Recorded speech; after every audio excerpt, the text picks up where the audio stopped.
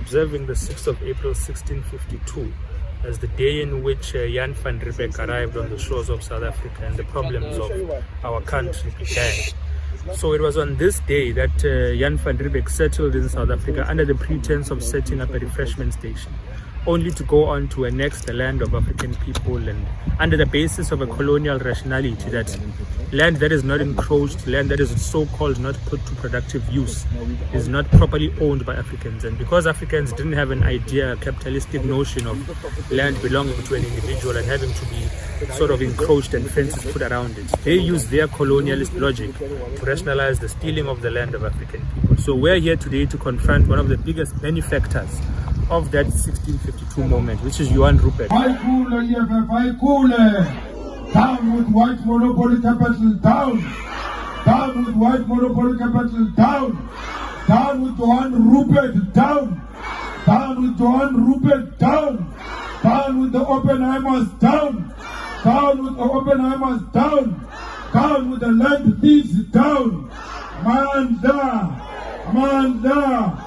Viva EFF, viva! More than 300 years ago, they arrived here and they took our land. They killed our forefathers, they raped our mothers, they stole the cattle, and now they've settled here. And they call this place their place. But deep down they know that they've stolen from us. And whether it is these ones who are living now or not, as long as you are in possession of stolen goods, you are a criminal, because they inherited this land. And anyone who says they bought this land, they bought it from the money that was coming from the proceeds of crime. And Johann Rupert and his family and the Oppenheimers and many of these rich white families in South Africa, they are the face of the land criminal that was committed in this country. That's why we are here to say to Rupert, your riches come out of stealing from black people. Your riches come from the exploitation of black people. So our people work in the wine farms, and you don't pay them anything. Instead, you pay them with bottles of wine and alcohol, because you have no regard for black people and black dignity. We are here today to confront white monopoly capital, that we, as the EFF, we exist everywhere, and even here in Stellenbosch, we exist. And when the program of land expropriation starts, it will also start here in Stellenbosch and will reclaim our land. We know where the enemy resides, and we're at the doorstep of the enemy.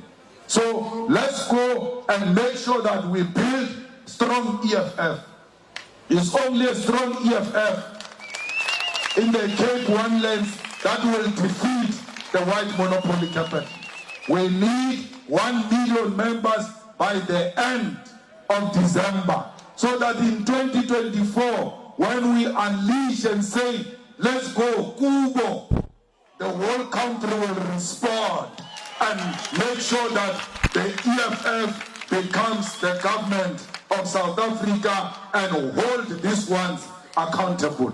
We are not scared of them, and we are the only organization that is not scared of Rupert, that has marched Rupert, that holds Rupert accountable. So do not be shaken by people who are scared of Rupert, who are scared of the Oppenheimers. We have not eaten Rupert's money. We will never eat Rupert's money, because the day you eat Rupert's money, you are going to be like the ANC, and you will never talk against them. We are talking here against dominance. We are tired of them dominating the economy of South Africa. We want to share the wealth of South Africa. That's all we are asking for. And anyone who says you can't share the wealth is unreasonable. How are we going to survive without sharing the wealth of the country? So fighters, let's make sure that we agitate and mobilize our people for the return of the land. If you joined EFF and you can't explain why you joined EFF, just tell them, I want the land. That's why I joined. I don't want the benefits. We want the land. And once you say, I want the land, you have spoken lots of politics. Because in the land comes a lot of things.